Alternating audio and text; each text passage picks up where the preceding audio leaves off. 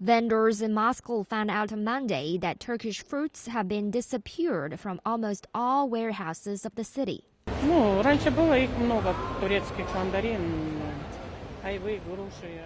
Previously, there were a lot of quinces, tangerines, pears from Turkey, but now they're absent in the product warehouses. I don't know, maybe we're not allowed to trade them.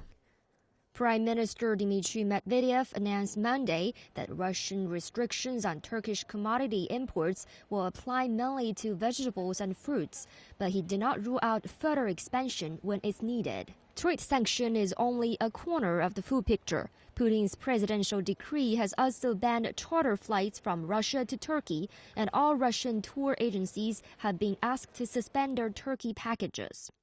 Turkey is among the most popular tourism destinations for Russians. Official figures show about 3.2 million Russian tourists traveled to Turkey last year. Indeed, Russians made up the largest group of tourists in Turkey until they were taken over by Germans after the slump of the ruble last year. The hurt on Turkish tourism is anticipated, but experts still expect to see more.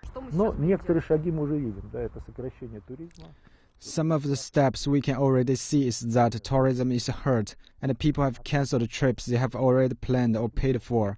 This will affect the business of Turkish rest houses and sanatorium, where Russian tourists used to spend vacations.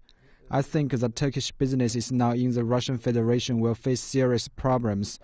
This refers to building business, textile, shoes delivery, and some food supplies. There's another key sector to be impacted, energy. Bilateral cooperation on energy, the core of the economic relationship between the two countries, will be dented. Russia is Turkey's largest natural gas supplier, with Ankara buying nearly 30 billion cubic meters of natural gas annually from Russia, which is more than half of its overall needs. And infrastructure.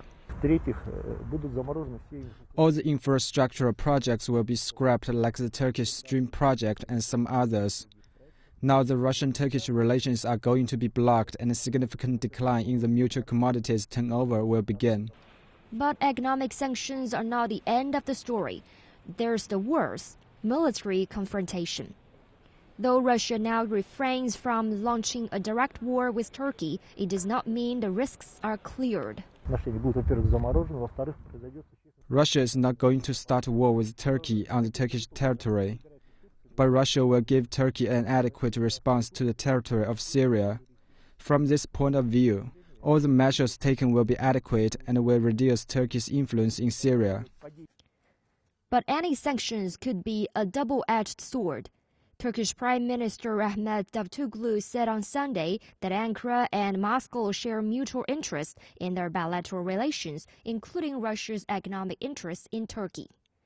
Russia is Turkey's seventh largest export and import partner. In 2014, Turkish exports to Russia stood at $5.9 billion, while its imports from Russia, mainly natural gas and oil, stood at $25 billion.